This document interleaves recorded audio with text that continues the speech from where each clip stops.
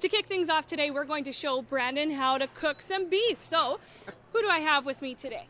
Joyce Parslow. I'm from Canada Beef. I represent the over 68,000 Canadian beef farmers and ranchers right across the country. And what are we going to be cooking today? We're going to be showing you the difference between a high-end strip loin oven roast, a premium oven roast, and an eye of round that we're going to do rouladen style, which is more of a value cut. What type of style? It's rouladen style. So if you look over there, we have that spiral style beef. If you want to grab it and bring it over for camera. So everyone else can take a look. That's what we call a rouladen style. That's just a very simple cutting technique that we're going to walk you through. So, and Brandon, do you know what this is? No, it looks like a pastry though. It's called a popover. Oh. Or a Yorkie, a Yorkshire pudding. Or a Yorkshire pudding. Okay. And it's delicious. It's one of my favorite things to eat. So what's in it? It's basically eggs and butter and some baking powder. It's very easy to put together, make it ahead. And it's great as a way to serve the strip loin roast, because what we're trying to do is show you how to make the most of meat for holiday season. So if you could bring this one over for me. I'll let you guys take over from here now. This thing here? No, this one here? So this is our strip loin roast, and if you serve it with a Yorkie, and you could put some frizzled onions on top, a little side, it's something you can assemble in the kitchen so your meat looks fabulous when you bring it to the table. Rather than just passing a platter of meat, do a serving suggestion like this one. So quick question, why do we call it a Yorkie? It's from England. It's a very British tradition, so Yorkshire pudding is the real name. Oh, okay. It's not named after the Yorkshire Terrier. But anyway, shall we get started? Sure. Okay, so we're going to get going on the rouladen here. And this is the cutting technique you do with an eye of round. It's very lean, a very lean cut, and it's fully trimmed up. And what you're going to do is cut halfway down here like this, but you don't want to cut all the way through. You want to leave half an inch, because we're going to make it like a jelly roll almost. So you keep cutting ½ inch at a time, like this. And I'm going to get you actually to start sauteing some vegetables, if you don't mind. Okay. I've got veggies over here. Just dump them in the pan. And you can add the seasoning here. And there's parsley. This is the filling for the rouladen, garlic. And if you could shake in maybe, what's that? ½ a teaspoon of Italian herb seasoning. Okay. Then you can give that a stir. And I'll pass you. Sorry. Use this spatula here. There you go. Okay. Yeah, it's not omelet making. Okay. So we're just going to saute that up. If you could get that going. I'll continue with the rouladen over here. Okay, awesome. Okay, so I got this opening up like a book. And I keep cutting ½ inch thickness, slicing. And it almost unravels here, right? As it opens up. And I'm just going to keep cutting on this side. Okay. And this side. Now you need a pretty sharp knife for that, eh? Yeah, this is your basic $10 knife from Canadian Tire. It's nothing special. Oh, okay. And then, so we've got this nice and evened out, and this is not as tender a cut as the strip loin. Different cuts have different properties depending on where it comes from in the animal, and that's why the Roundup app that we have is really helpful, because it teaches you all about the different cuts, where they come from, and how to cook them. So you treat this one... Oh, take time. Okay. Okay. Sorry, I should have warned you. Yeah. What you need to do is, I'm going to tenderize this one by using this meat mallet on it. And it not only tenderizes, it also makes sure you get a nice, even thickness. Okay.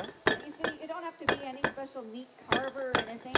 It doesn't have to be super pretty. Can we get him to hit it? Sure, you want to hit it and sure. I'll stir. Okay. Take out your manly frustrations there. Away you go. And I'll keep the sauteing going. Now, how thin am I getting this? We just want it to be about a ½ inch, so it's just sort of even all the way through. Okay. Does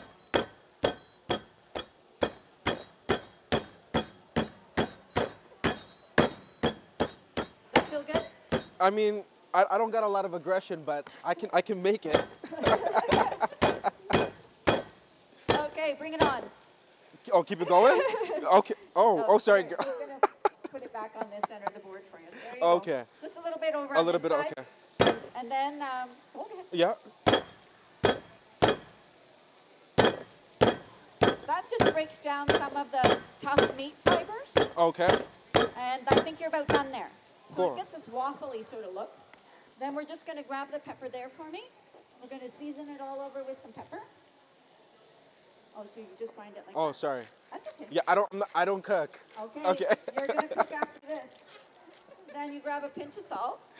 This is a Malden seasoning salt, so it's a sea salt. You have to crush it in your. Oh, you have to fingers. crush it. Oh. Yeah, crush it up and then spread it all over the meat like that. This looks like. Say it on TV. It looks like a sweater, I think. Yeah. Right? Looks like a sweater. So then we're going to take this filling, which we've had cooking over here, and this smells amazing, don't you think? Yeah, it's just. So what type of seasonings are that? So I did minced onion, Okay. some mixed garlic in there, minced garlic, yellow and green peppers, and then I chopped up some fresh parsley and put in for color. Yeah. You could also use kale. If you have kale out in the garden still, it actually is nice to chop up and include in here. Now, can you put a little bit of like wine or like We're gin? going to use wine in the sauce. Oh. We would use wine in the sauce, but I think that's just about sauteed enough. You just really need to soften them and cook them so that the aromatics all come through there. And then we're going to just put some of that on top. And the nice thing is you can do this in stages. So like last night, you could have sauteed your vegetables and had them all ready to go. Okay. And we're going to flatten that out. Make sure we got a nice even mix throughout. So you see it's starting to take shape here to look like this rouladen that you see on the plate. Now, if you could help me be the roper, Okay. that would be The great. roper. Yeah, I've got rope cut there. Okay. If you could grab the 3 that are cut, Yeah. and you just roll it up jelly roll style. See, this could be a good Valentine's Day thing. Yeah. You never know, there could be romance in the kitchen. Ooh. There's a lot of sharp objects though, so we have to be careful. Yeah, meat mallet, knives, ropes. Yeah. Yeah. Okay. Girl, you get a little bit 50 Shades of Grey out here. Okay, so you don't have to be any professional tyer. Do you want to take over here? You can do it just like a bow on your shoe. Okay. We'll keep it basic and simple. Yeah. Don't turn the meat Sorry. over. So just tie it on the top like you would your shoe. Okay. I'll get one going on this end. How tight do you want it? Well, you don't want it to spring open on you, so Okay. keep it pretty tight. I'll do one on this end. Now, it's not a fancy butcher knot, but in the end, it doesn't really matter because we're going to be rolling it in panko breadcrumbs, which make it nice and crunchy. Okay. And that actually covers up any messes you might have made. Okay, cool. So I'm going to put 3 on here. Okay. And roasts, you'll usually find roasts tied or they're netted. And what tying does, it's not something arbitrary the butcher is doing. It actually helps your meat cook more evenly. Oh, okay. What if you don't have rope? Like, what? Can you use anything else to tie it? Well, you should use a butcher's twine. Okay. Yeah, and you can get that just in the grocery store. So can you pass the bowl over there? I've got our panko press ready to go. Yeah. All this is breadcrumbs. I put some minced garlic, salt, pepper, and some parsley. Okay. So we're going to roll this guy up like that. And then he's ready to put in the oven. Okay, cool. So I just want to show you some key equipment for doing roast beef in general, right? So to do this one now, I would pop it in a pan like this. You need a shallow pan. So you can even just use a cookie sheet, like a baking sheet like this if you want. Okay. The important feature is the rack. You always want to have a rack because that allows for heat circulation around the roast so you get a more even cook. And then you always use, you know what this is? No, but it looks like a weapon. This is a meat thermometer. Oh, okay. Oh, I didn't see that end. That's why. Okay. Yeah, you try to trick me with just that end. Now, it used to be almost everybody's got, how many people out there have a meat thermometer like this? Okay, this is a dial type meat thermometer. You leave it in the meat while it cooks. You have to keep checking it to see how the cooking is going by opening up your oven door. So every time you open your oven door, the oven cools down. Right. This one has a digital readout that sits outside the oven, and you can monitor the temperature. And the probe goes into the meat like this. So with this one, you put it in sideways, so it goes into the center of the meat. For this one, you would go probably through the top. You just have to make sure the probe ends up in the center. Okay. And you set your temperature. How do you like your beef then? Dark. You like it well done? Well, you know. Okay. If you want well done, you probably go over 160 degrees. So Okay. with this type of thermometer, you power it on, Yep. just like having your computer.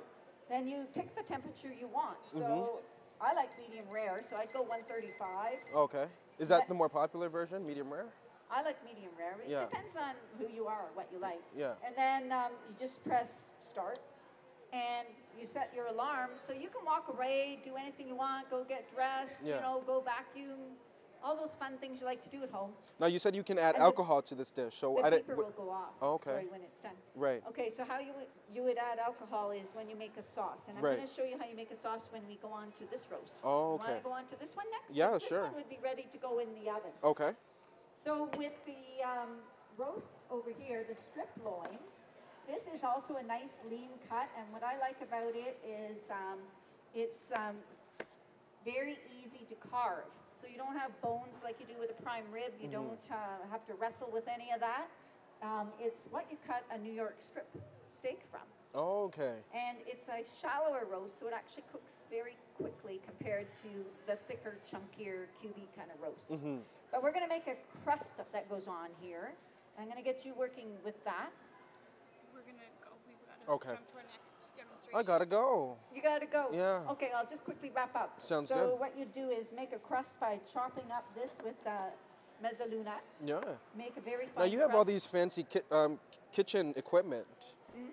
I feel like, like for somebody who doesn't have all these fancy equipment, like, But is there a way you to? don't really need that. I mean, Okay. you can do your roast. You just have to have a thermometer of some type. That's Okay, and for that sure should be fine. helpful. Okay. Get a good knife. These are like $10 from a local hardware store.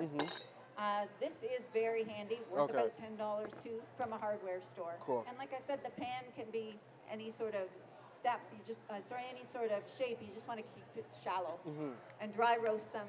And $4.50 for 10 minutes, and then $2.75 to finish them off. Okay. Anyway, it's been very nice having you. I'm Yep. going to continue on and make the sauce. It's Thank too you bad s- you're going to miss the wine edition. Don't with worry. The sauce. I'll be back for the taste test. Okay, great, great. I'll have you back. Alrighty. Thanks so Okay, much. Thank you. It's been fun to have you here.